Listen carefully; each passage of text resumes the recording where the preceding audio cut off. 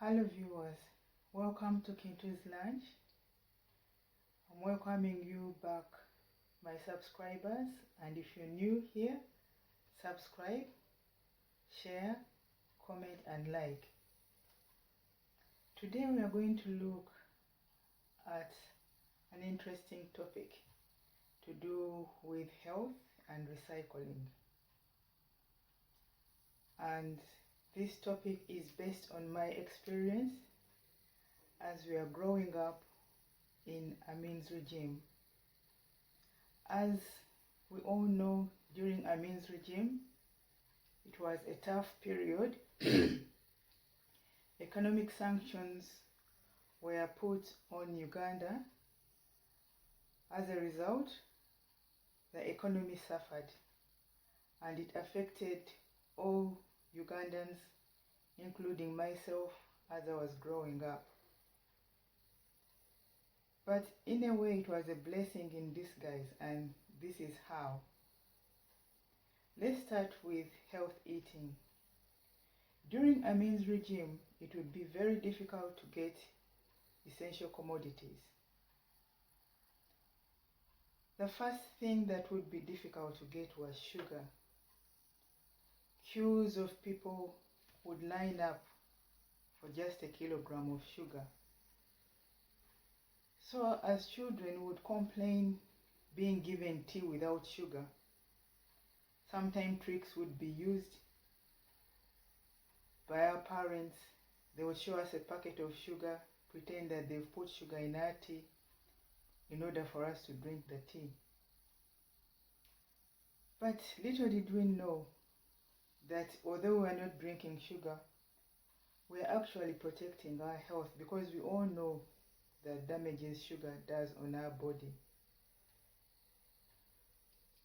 The other thing which was difficult to get that time was cooking oil. So as a result, most food would be just boiled or steamed. But again here, we see that we are protecting our health. Frying using cooking oil saturated fats is not good for our bodies. It's linked to most of the modern century illnesses like heart problems, kidney problems, and so forth. The other thing when it came to eating snacks, when we would want snacks, I remember in my grandma's place, she would send us to the garden. We would go and pick a pawpaw, cut it and start eating it. Or we would get a jackfruit, cut it and eat it. Or mangoes, or sometimes passion fruits. But as kids, what we wanted were things like sweets and cakes. We didn't know that these were the health eating options, which are very expensive to get hold of these days. When it came to bread, there was a scarcity of bread. So for tea, we would eat potatoes, sweet potatoes or cassava, and we would complain. Why are we eating this? Why can't we eat bread? We would eat bread sometimes, but it's not something that would be taken for granted. But little did we know that we are protecting our health. Cassava and sweet potatoes are one of the healthy foods in this world. They boost our immune system. They are good sources of vitamin C. But we didn't know all this. We are busy protecting our health in our ignorance. Even when it came to eating meat, we would eat meat maybe twice a week. It's not something that would be done every day. Other times we'd eat vegan, we would eat vegetables, we would eat proteins like legumes, beans, soya beans, groundnut sauce, and the food would be steamed in banana leaves. But all these had health values to us, and we didn't even know that we're actually protecting ourselves. So that's how, if that's not healthy eating, tell me what is healthy eating. The other thing that we did during this time, it was based on recycling. The first thing I can tell you about recycling was tires. Most times the tires, when they are used, they are thrown away. But in Uganda, the local craftsmen used to turn these tires into shoes, slippers. So when it came to having new slippers, instead of going to barter, which was expensive, would instead go and buy from the local craftsmen the slippers or sandals called lugabile. They are still producing the lugabile these days, and it looks more modern than it looked that time. That time you could think that it was in the days of Jesus, the kind of sandals that were worn that time. Now, the other thing when it came to recycling was bottles. These days we take drinking Coca-Cola for granted because we take it in disposable bottles. But then, during that time, we would drink our Coca-Cola in glass bottles. And when we would take these glass bottles back to the shops, would be given money. That return policy of glass bottles would earn ourselves some money, some shillings. Sometimes we had the hawkers come passing people's houses shouting for bottles and metal drums. And as children we would scamper around looking for all the bottles that we could get hold of so that we could make a few shillings from these men.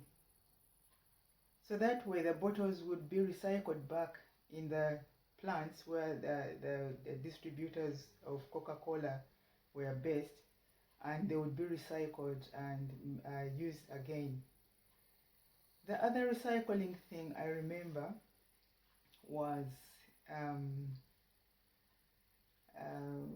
the bags. When we went to shopping, we used to have the local bags made out of palm fibers, dry palm fibers, chikapu. This chikapu would be used on every occasion. Families would have 2, 3, 4 bikapus, and these bags were always used. They were not disposable, and they would last. And at the end of their tether, these bags would be thrown into the soil where they were biodegradable. So that was a friendly alternative to the environment. Look now at the plastic bags that are thrown away, filling the landfills, blocking water sources, going into soil, affecting the soils. Plants can't be grown very well anymore because of this plastic bag. The invasion of plastic bags has reached every corner of the earth. In Uganda, we started having the surge of plastic bags in the late 80s, I remember. But during Amin's regime, this was not an issue. We used to have meat from the shops. We buy meat, they would wrap it in papers, manila paper, brown manila papers. You go to buy sugar, they would wrap it in, they would put it in brown paper bags. So there was nothing like plastic bags being used at any one time. We had very few takeaways that time. Can you believe when we went to buy takeaways, we would take our own containers. So look at how that would save the people who were making these foods, not spending on any packaging. and look at how the environment would end up being protected. So although things were difficult, but our resilience enabled us to live a healthy life and a life where we recycled our materials.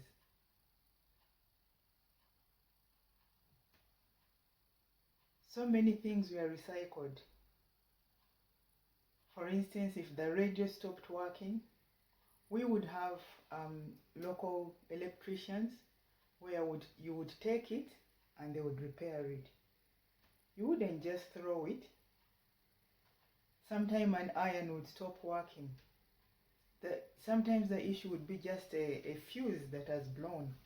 But in this day and age, once an iron stops working, it's thrown away. People don't even bother to check, is it a fuse, is it an ailment which needs fixing? But in Uganda, be it an iron, be it a cooker plate, be it a fridge, television, all these things, once they stopped working, you would take them to the repairs and they would fix them. This made us value things that we had. You wouldn't just go to the shop and just buy anything which you're going to get rid of the next month. You would buy something that you're going to treasure. And when you would bring it home, if anything happened to it, you would take it to the repairer and they would repair it. They would repair watches. So you would have a wristwatch for years and years. Shoes. Our parents would buy us shoes, but it's not something that they would do every time. We would wear our shoes until the platform bends. Do you call it the platform? The lower part, it would bend. And if it needed repair, if it developed, if it opened up, we would take it to the cobbler and the cobblers would fix it. When it came to clothes, we wouldn't just go out and buy clothes from supermarkets, have all the choices that are there these days. No, we would have the clothes made to measure, which they call bespoke here, very expensive service. It's not something that is affordable. But in Uganda, you get your special material, buy it, take it to the tailor, then you peruse through the magazine, fashion magazine, choose your style, then they will take your measurements, then they will charge you how much they will make it for. You leave them, you go back a week, they tell you when to go back.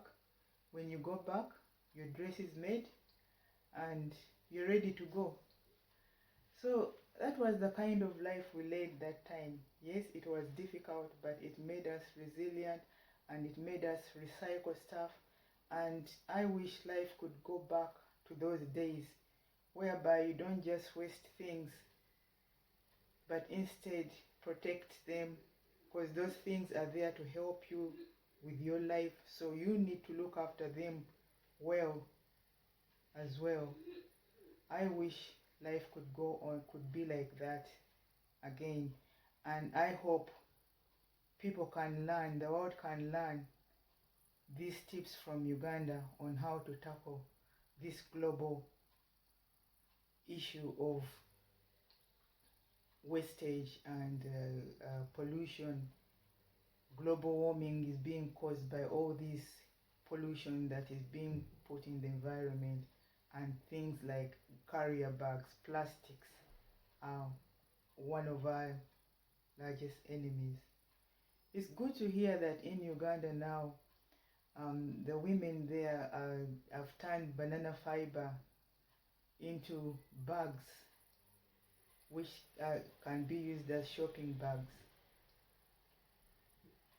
That's good to hear, and there are so many other areas where people are trying to overcome this issue, but there's a lot to be done.